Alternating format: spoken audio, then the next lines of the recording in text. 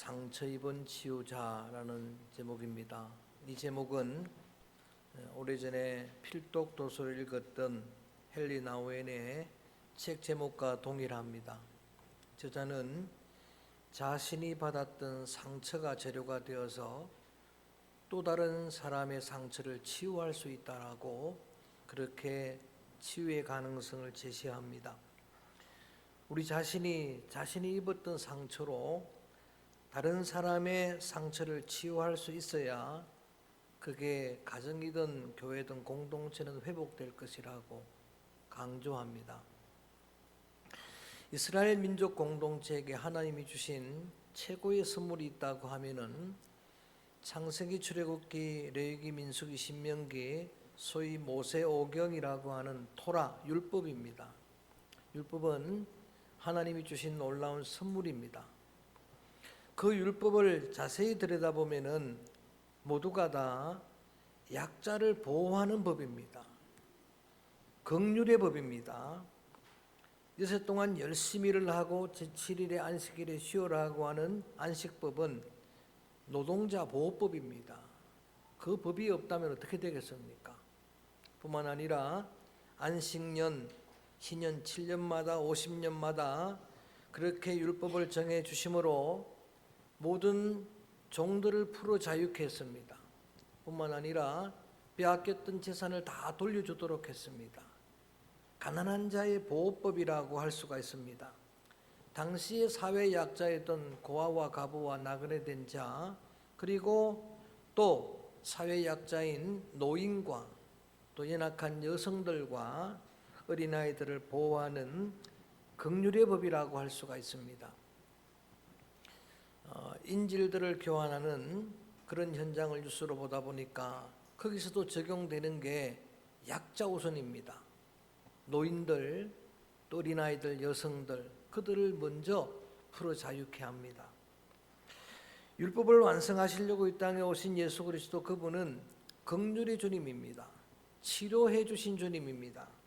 예수님이 오시기 수백 년 전에 이사야 선지자는 이사야 61장 1절 이하에서 마음이 상한 자를 고치시고 포로된 자에게 자유를 주시고 갇힌 자에게 노임을, 슬픈 자에게 위로를, 제 대신 화관을, 슬픔 대신에 기쁨을, 근심 대신에 찬송의 옷을 입히시는 주님이라고 예언했습니다.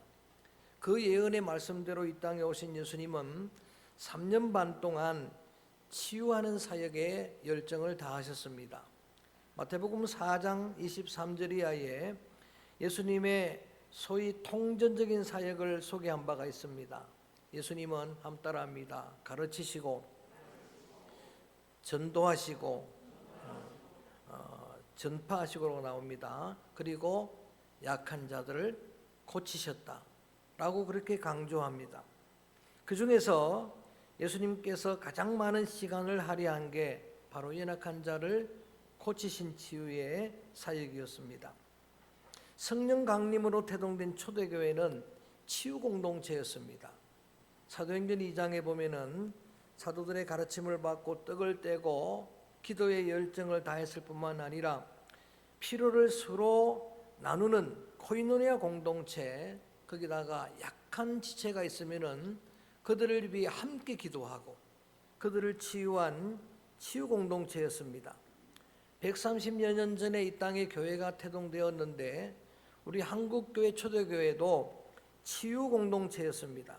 당시에 이 어두운 세상의 악습들을 타파합니다. 이 땅에 가득한 우상을 타파했습니다.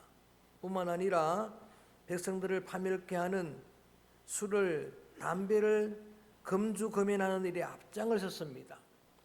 제가 주일학교 때 그 의미도 뜻도 모르고 특송 부른 우리 주일학교의 특송이 금주가였습니다. 찬송이 실제로 있습니다. 금수강산 내동포여 술을 입에 대지 마라. 우리나라 복받기는 금주 안에 있느니라. 아 마시지 마라 그 술. 아 보지도 마라 그 술. 우리나라 복받기는 금주 안에 있느니라. 금수강산 내동포여 술을 입에 대지 마라. 그거를 특송으로 불렀습니다. 그 일에 앞장을 섰습니다. 초대 한국교회 선교사님들은 학교를 세워서 문맹을 퇴치했습니다. 뿐만 아니라 세브란스 병원을 비롯한 많은 기독교 병원을 세워서 치료하는 일들을 감당했습니다. 그럴 때에 그때 이 사회에, 이 땅에, 이 나라에 희망이 교회가 되었습니다. 교회만이 희망이라고 다 말했습니다. 그런데 어느 날 어느 순간 교회가 이 사명을 외면하고 말았습니다.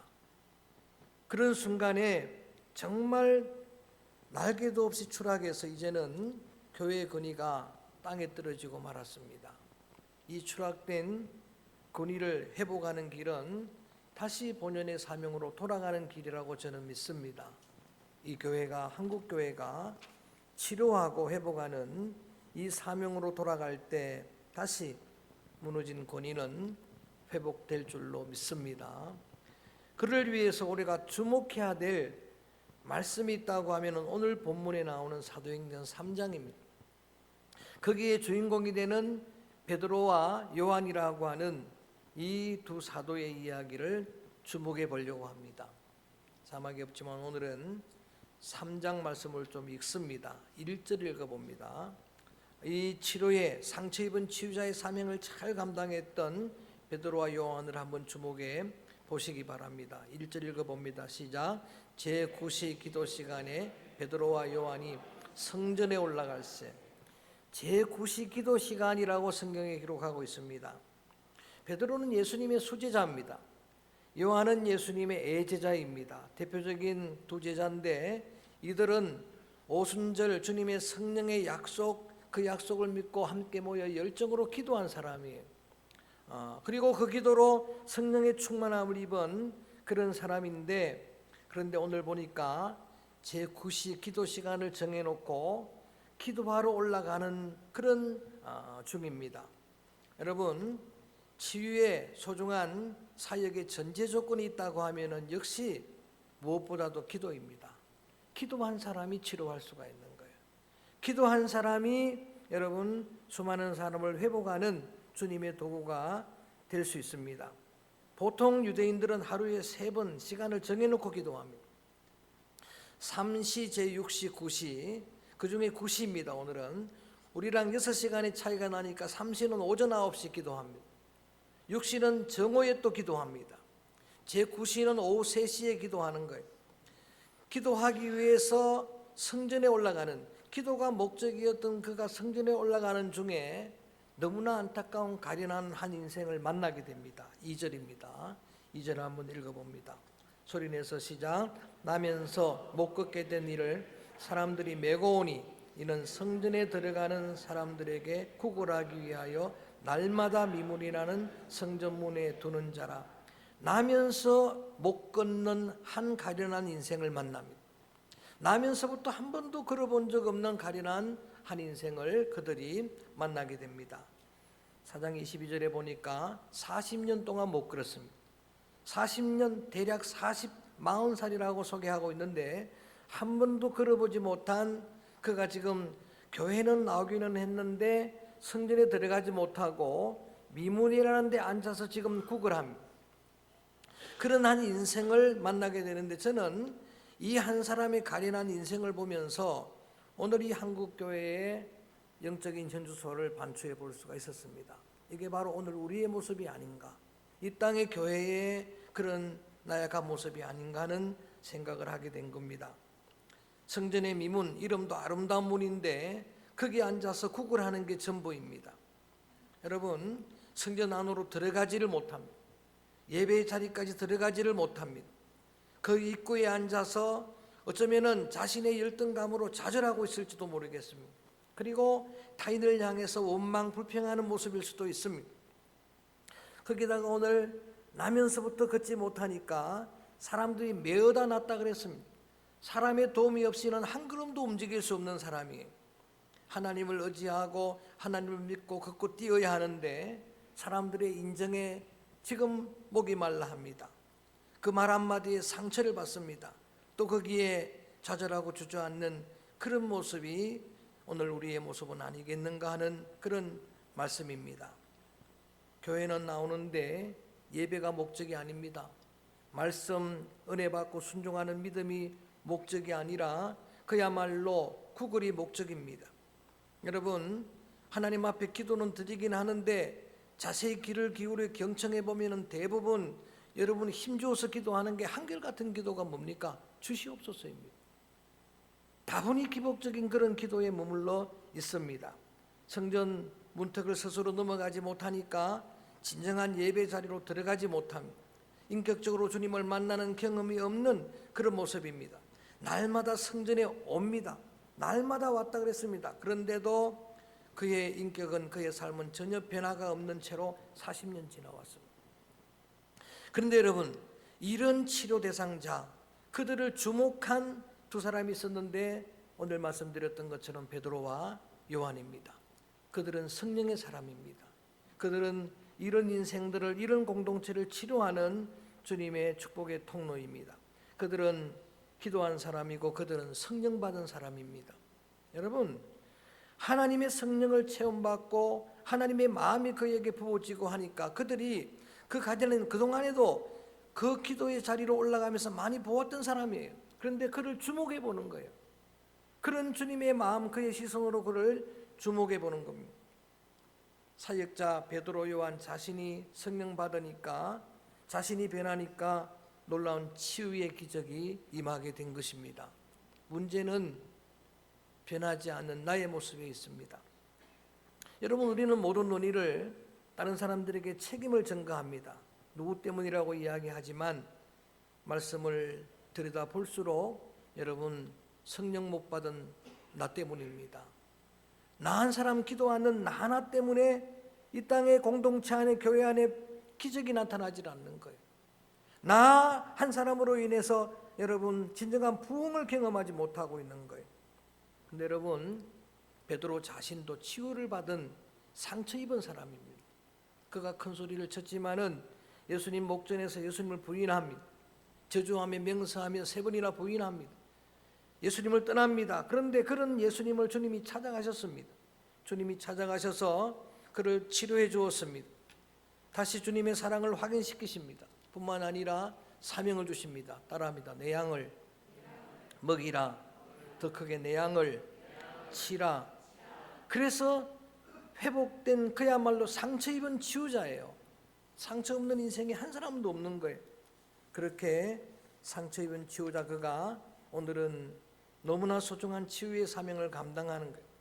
그가 그를 주목해보고 이제 이 귀한 사역을 하려고 하는데도 여전히 그 사람의 마음은 은가금에 있습니다. 3절 말씀 읽어봅니다. 오늘 본문으로 쭉 읽습니다. 3절 말씀 시작. 그가 베드로와 요한이 성전에 들어가며, 그의 관심은 은가금에 있는 겁니다. 여전히 구걸하는 여러분, 그것이 목적입니다. 그래서 4절에 나를 주목해 보라고, 은금이 아니라고. 그래서 4절 말씀 이렇게 이야기합니다. 4절 읽어볼까요? 시작. 베드로가 요한과 더불어 주목하여 이르되 우리를 보라. 우리를 보라고 말을 하는데도 5절 같이 읽어볼까요? 시작. 그가 그들에게 무엇을 얻을까 하여 바라보고는, 여전히 그는 은을 금을 바라고 있는 거예요. 평생을 했던 게 구걸이니까 그 은과 금을 바라고 그걸 요구하는데, 그때 우리가 늘 요절로 암송하는 이 오늘 본문에 함께 우리가 정말 선포해야 될 귀한 말씀 3장 6절, 지금 은을 금을 달라고 요구하는, 그걸 얻을까 하고 그런 관심을 갖는 그에게 6절 말씀 크게 선포합니다. 6절 말씀 소리내서 선포합니다. 시작. 베드로가 은과 금은 내게 없거니와 내게 있는 이것을 내게 주노니 나사렛 예수 그리스도의 이름으로 일어나 걸으라 하고. 할렐루야. 없는 걸 줄 수는 없습니다. 베드로는 솔직하게 말합니다. 은은 금은 내게 없다는 이야기. 없는 은을 금을 줄 수는 없지만은, 네가 기대하고 원하는 그걸 내가 줄 수는 없지만은 내게 있는 것이 있다는 이야기.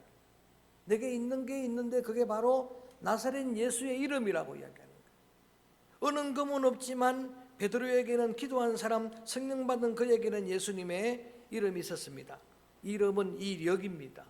그분이 하신 일입니다. 저는 예수님은 말씀 한마디로 천지를 지으신 창조주 하나님임을 믿습니다. 그분의 이름은 창조의 능력이에요. 그분은 죽은 자도 살리시고 스스로 장사된 지 사흘 만에 부활하신 능력의 주님입니다. 그분은 많은 병자를 고치신 분이에요. 오늘 기도자가 기도했습니다마는 병든 자들이 와서 그의 여러분 옷자락 하나를 붙들기를 원해요. 그의 안수하는 손길을 기대할 때마다 그분 그 모든 여러분 인생들을 치료해 주신 분입니다. 그분은 성천하신 분입니다. 그분은 재림에 오실 전능의 주님입니다. 이름은 그 사람 자체입니다. 여러분, 베드로가 지금 이렇게 선포하는 것은 어느 검은 없지만 내게는 예수님이 계신다는 거예요. 내게는 예수님이 있습니다. 예수님을 그에게 주는 거예요. 예수님을 주게 될 때에 여러분 놀라운 기적의 역사가 나타나는 거예요. 다윗이 골리앗 앞에서 이렇게 고백합니다. 너는 창과 단창으로 나오지만 따라할 거야. 나는 만군의 여호와의 이름으로 나가노라. 할렐루야. 그 이름이 바로 그분이에요. 하나님으로 더불어 나가는 거예요. 그래서 승리하는 겁니다. 선포한 것만 가지고 기적이 일어나지 않았습니다. 행동하는 겁니다. 7절에 읽어봅니다. 말로만 끝나는 게 아닙니다. 시작. 오른손을 잡아 일으키니 발과 발목이 곧 힘을 얻고, 여러분 선포한 후에 실제로 그 오른손을 잡아 일으킵니다. 믿음이죠. 주님이 지금 역사하신 줄로 믿습니다. 발과 발목이 그디야 힘을 얻습니다. 뿐만 아니라 8절 읽어볼까요? 시작. 뛰어 서서 걸으며 그들과 함께 성전으로 들어가면서 걷기도 하고 뛰기도 하며 하나님을 찬송하니. 놀라운 역사입니다. 40년 만에 처음 걸어보는 거예요. 40년 만에 처음 뛰어보는 거 얼마나 신기하겠습니까? 제가 몇 번 간증했죠. 제가 나이 많은 조카였던 이춘자 조카 이야기를 종종 했는데 13년 동안 안전병기를 제가 봤잖아요. 제 눈으로 봤잖아요. 13년 동안 안전병기로 있을 때 저한테 아재라고 이야기를 하는데, 우리 경상도 말로 아재, 나는 저 강아지가 부러워 그러더라고. 강아지가 왜 부럽냐고 물었더니 마음대로 뛸 수 있잖아. 한 번도 걸어보지 못했던 그가 기도받고, 헌신의 권사님 기도받고 일주일 만에 걸어 내려왔어요. 얼마나 신났겠습니까? 피파가 더 온 가족이 지금까지 예수를 잘 믿습니다. 걷고 뛰고 찬양하는, 소아마비로 어릴 때부터 그렇게 출생했던 박종석이란 조카도 제가 몇 번 간증을 했죠. 그렇게 제대로 걸을 수 없는 그가 기도받고 지금 건강하게 뛰고 걷고 의사가 되어서 울산에서 열심히 사역을 하고 있는 거예요. 여러분, 우리의 일로 생각하면 얼마나 감동적인 이야기입니까? 병만 치료받은 게 아닙니다. 그분은 스스로 이제 성전 안으로 들어가는 거예요. 한 번도 가보지 못했던, 사람들의 손길에 의해서 움직였던 그가 자기의 발로 성전으로 들어갑니다. 한 번도 드려보지 못했던 예배를 드리는 거예요. 그래서 오늘 성경에 하나님을 찬송하는 거예요. 40년 만에 처음 해보는 거예요. 그러니까 지금 이 놀라운 치유는 몸만 치료한 게 아닙니다. 그 영혼을 치료한 거예요. 그의 심령이 치료받은 거예요. 이러한 장면을 목격했던 많은 사람들이 반응이 어떻습니까? 9절 10절 읽어봅니다. 9절 10절 소리내서 한번 읽어봅니다. 시작. 모든 백성이 그 걷는 것과 보고 크게 그가 본래 성전 미문에 앉아 구걸하던 사람인 줄 알고 그에게 일어난 일로 인하여 심히 놀랍게 여기며 놀라니라. 놀랄만한 일이 아니겠습니까? 몇 시간 전까지만 해도 성전에 앉아서 은을 하나 달라고 금을 달라고 구걸하던 그 사람이 지금 일어나 걸어서 성전 안에 들어왔습니다. 뛰기도 걷기도 합니다. 하나님을 찬송합니다. 놀랄만한 일입니다. 그런 기적이 나타났으니까 사람들이 다 모여드는 거예요. 이제 누구를 주목하느냐? 베드로와 요한을 주목하는 거예요. 베드로와 요한이 대단한 그런 능력의 사도라고 하는 그런 여러분 사실을 알고 나서 모여들 때에 그때의 사역자 베드로의 태도가 너무 중요합니다. 그때에 베드로가 하는, 여러분 3장 12절에 보니까 읽질 않습니다만은 맨 마지막에 뭐라고 말합니까? 그를 사람들이 주목하고 있으니까 왜 우리를 주목하느냐? 그러면서 쭉 뒤에 설명하는 내용이 뭔가 하면은, 베드로는, 저와 여러분 우리는 도구일 뿐입니다. 하나님 앞에 쓰임받는 그냥 통로일 뿐이에요. 그 순간에 그는 교만하지 않았습니다. 하나님의 영광을 가로막지 않았습니다. 그러면서 뭐라고 이야기하는가? 우리는 그냥 도구일 뿐이고 이 한 인생, 가련한 인생을 치료하신 분은 예수님이다라는 것을 증명하는 거예요. 간증을. 너희들이 죽인 예수는 살아나셨고 하나님이 그를 살리셨고, 할렐루야, 그 예수님이 그를 일으켰다라는 이야기예요. 너희들이 죽인 예수님은 생명의 주님이라는 이야기예요. 그 주님이 살리셨고 주님의 이름이 그를 살렸고 그 다음에 중요한 걸 우리 베드로는 강조합니다. 우리 16절 말씀에 보면 그 이름을 믿는 믿음이 그를 낫게 하였느니라. 그 믿음이 그를 낫게 했다라고 그렇게 증거를 하는 겁니다.